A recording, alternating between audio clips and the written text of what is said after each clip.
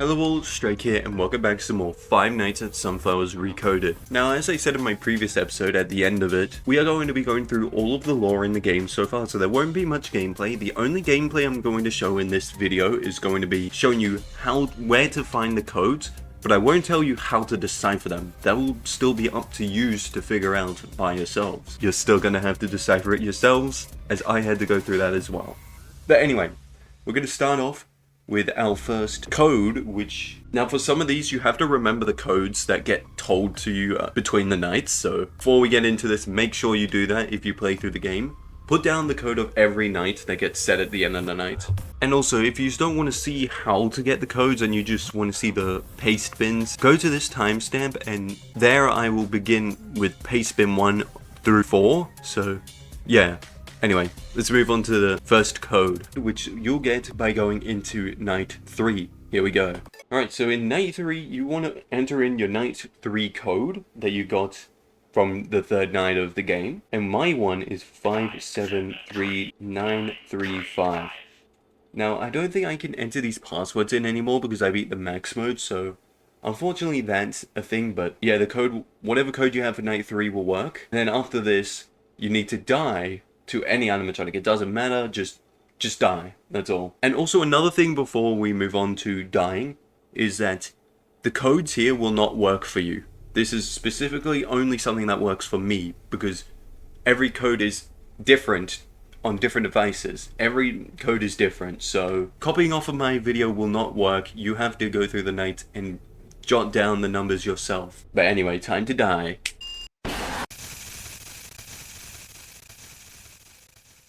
Alright, and here we go. Here is the second password at the bottom left. Now, I'm not going to tell you how to decipher it, but that's for you to figure out. Anyway, on to showing you where the second code is. Okay, so entering into code 2, yeah, you may have noticed that this now says BLB activated. It's because I have to go back into my files to make sure that I can actually activate these codes again. But anyway, the second code is in night 4. For this one, you have to use your night 4 code.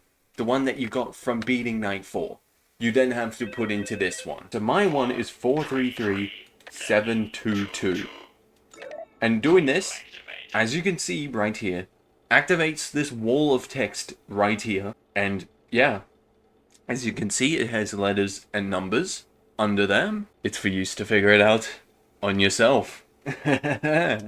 Anyway, time to move on to the next code. Right, so now for code 3, this one's actually a tricky one to unlock, because code 3 is actually locked behind custom night, the max mode.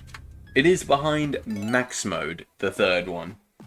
As you can see, we have beaten max mode, and we have made a video on the max mode yesterday, so if you haven't seen that one, check it out if you are unable to beat the max mode, because that has the code in it, so yeah. There's nothing else to say about code 3, so let's move on. So for code 4, this one is in night 5. What you have to do with this one is once again use your codes that you got between the nights.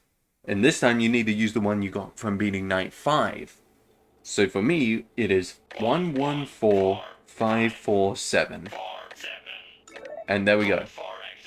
Code 4 activated. And as you can see, we have it activated. So you're wondering, hey, Strike. Okay, I activated the bot. Well, where's the code? Well, the code is on camera 3, right here. This is where the code is. So, yeah. Anyway, that is where all the codes are. So, to use trying to figure out the codes and decipher them, good luck to use. But anyway, onto the paste bins. And let's see what is locked behind them. Alright, so now we got all the different paste bins. As you can see at the very top, we have every paste bin that we need. And in each of these, we have our passwords already typed out, so we're ready to move on to the next paste bin right after each. Anyway, let's enter this first one. And once again, I'm not going to tell you what the code is, unless you ask for it, I guess. Maybe after some time I will tell you what the code is, but for now, I'm going to keep it secret while the game is still new, but yeah. As you can see, we get all this writing here. Anyway, let's start reading. Part 1. A terrifying transformation begins. In the dimly lit lab of Dr. Zomboss, another twisted experiment was about to unfold. Buckethead Zombie, ever the loyal lackey, was once again dragged into Zomboss's schemes. This time, it involved a ruby gem in a creepy demonic book he'd found in the Lost City. Zomboss, fueled by his relentless quest for power, had decided to use these artifacts on Buckethead. Zomboss held Buckethead down to the basement, which felt more like a tunnel to some dark ritual room. The air was thick and unsettling, making Buckethead even more uneasy. The room they entered was covered in strange symbols, with a pentagram in the center of the floor. Zomboss, with his trademark lab coat and goggles, approached Buckethead. "Today, Buckethead, you're going to help me unlock some serious power." Buckethead, confused and scared, stammered, "What are you talking about, boss?" Zomboss grinned wickedly. "I found this gem in demonic book. We're doing a ritual. You're going to transform into something amazing. Trust me, it's going to be epic." He blindfolded Buckethead and placed the red gem into his trembling hand. "Boss, I really don't like this," Buckethead muttered. "Relax," Zomboss said, stepping back with the demonic book in hand. "You're about to get a major upgrade." With the gem clutched tightly, Buckethead felt a strange energy filling the room. The air felt heavy, and a weird chanting in some unknown language filled his ear. His heart raced as a surge of power hit him. Suddenly, Buckethead's transformation began. His skin darkened, his clothes were devoured by shadows, and horns sprouted from his head and arms. An eerie eye symbol appeared on his chest and limbs, and his hands turned into shadowy claws. His eyes turned maroon with black sclera, and his mouth twisted into a jagged red maw. The pain was excruciating. Buckethead screamed as his body convulsed, the dark power intertwining with his soul. His transformation seemed to last forever, but finally, the agony stopped. Standing in the pentagram was no longer Buckethead, but a demonic entity. He looked at his new form with a mix of awe. Dr. Zomboss, initially shocked and regretful that it went so far, quickly saw the potential. He felt a wave of relief, and a mischievous grin spread across his face. "Alright, Dan, listen up. We're going to use this to our advantage. Imagine possessing the plants in that restaurant. We'll control them, and it'll keep us safe from the clones. Plus, you'll only need to take out the night guards if they lose. Easy, right?" But Dan, now a demonic being, was furious. "Zomboss, you went too far this time." Zomboss trying to calm him down. "It's for our safety, Dan. Trust me." To be continued. So that is the first Pastebin of the 4 parts. Time for the second Pastebin. Here we go. Part 2, A Sinister Revelation. The room was cloaked in an unsettling silence, broken only by the heavy breathing of the newly transformed creature. That was once Buckethead Zombie. Shadows danced around him, and every movement sent ripples of darkness through the air. He looked at his clawed hands, his new form both mesmerizing and terrifying. A mix of anger and confusion flooded Dan as he turned his attention to Dr. Zomboss, his creator and tormentor. "What have you done to me?" His voice, now deep and demonic, echoed through the chamber. Zomboss's grin was pure wicked satisfaction. "Oh, nothing much, Dan. Just a small experiment to see if the ritual worked. And as you can see, it did."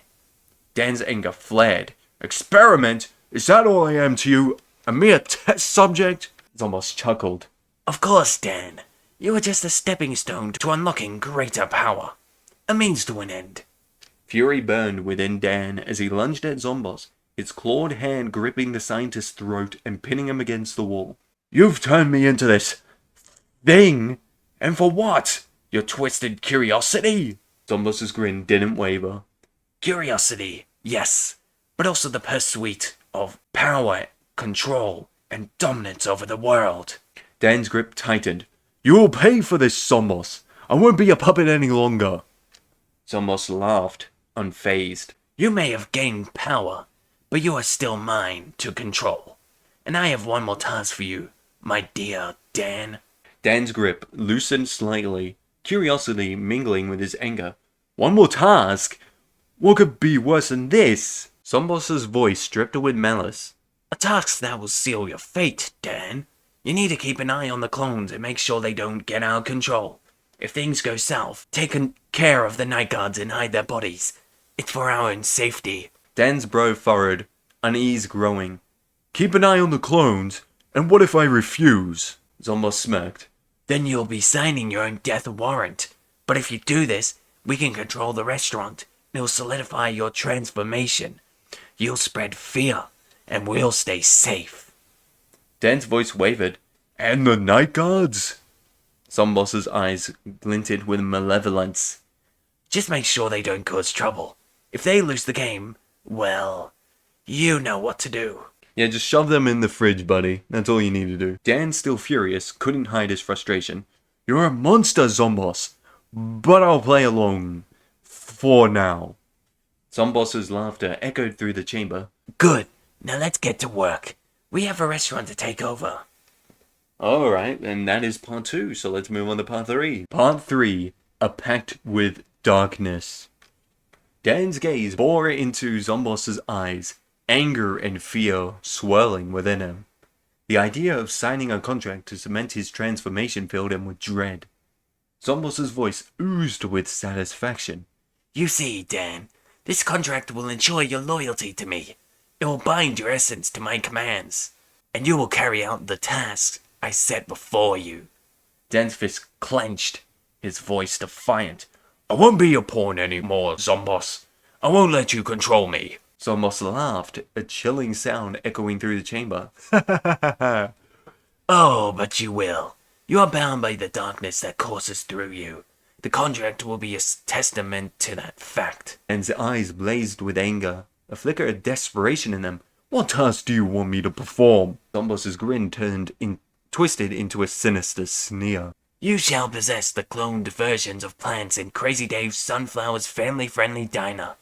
You will strike fear into the hearts of patrons and eliminate any night guards who stand in your way. Oh, this voice is starting to hurt to do. Dan's voice trembled with rage. "You want me to terrorize innocent people?" Zomboss's amusement grew, his eyes gleaming with malevolence.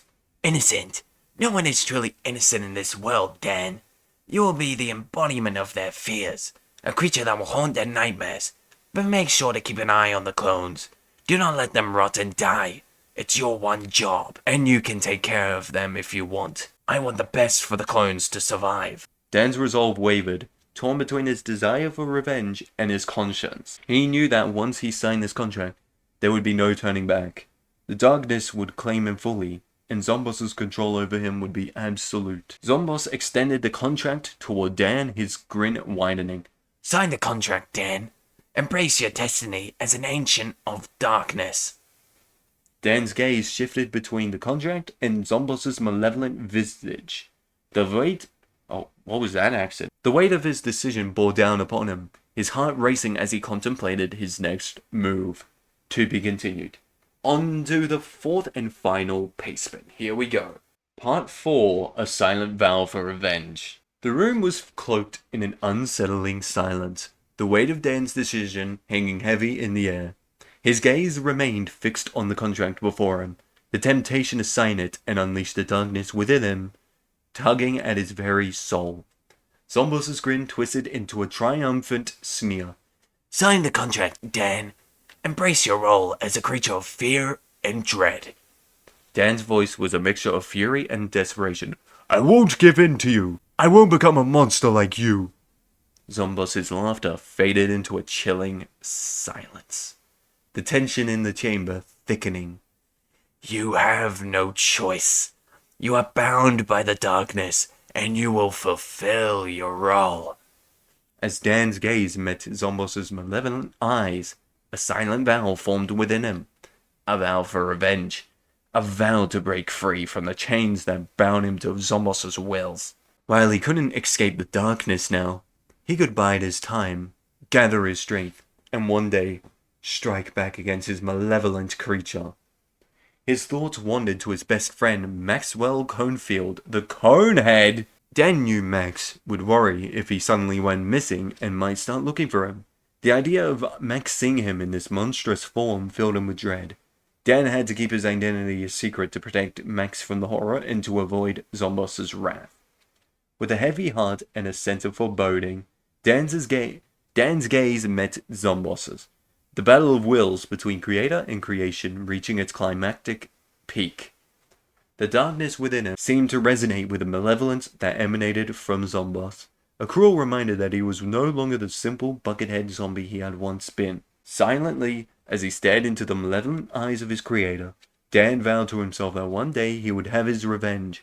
Someday he would break free from Zomboss's control and make him pay for the torment he had inflicted, and he would do everything in his power to protect Max from discovering his dark fate. To be continued. So that is everything to do with the Pastebin. So a lot of information to take in from these different stories, and yeah, I'm just gonna look through these again, and yeah. So one thing that is new in this, by the way, okay, I'm gonna switch over to Five Nights at Sunflowers. Okay, so the lore in that still seems pretty similar to the original ARG lore update. It still seems very similar, though one main difference is that now we know that Iris, or Buckethead Zombie, was actually best friends with our character that we play as, the Conehead Zombie. Well, Conehead Maxwell Zombie. Apparently they're best friends, and I guess this time he actually chose to be Iris because he didn't want us to know his real identity and try searching for him and find where he is. So, in that department, the story is a little different, but basically everything else is the same. The motive of why he turned into Iris, though, is more set in stone, because before it didn't really make sense. Now it makes a lot more sense why he's became Iris, so yeah, that is the lore to the game, and the lore behind the Pastebins and all that. You know, that's the extended lore beyond, you know, the story in here, as you can tell with this stuff. Because there is some lore here, but it's not near as detailed as the Pastebins. The Pastebins are a lot more expansive on Iris and all of that, because this talks nothing basically about Iris. It only talks about Night 6 and that's it. But yeah, I guess I may as well end the video off here because there's nothing else to cover. I covered the Pastebins, and that's basically the main objective of this video. I hope you all enjoyed this video. If you did, stick around for some more content in the future, and I'll see you all next time. Goodbye.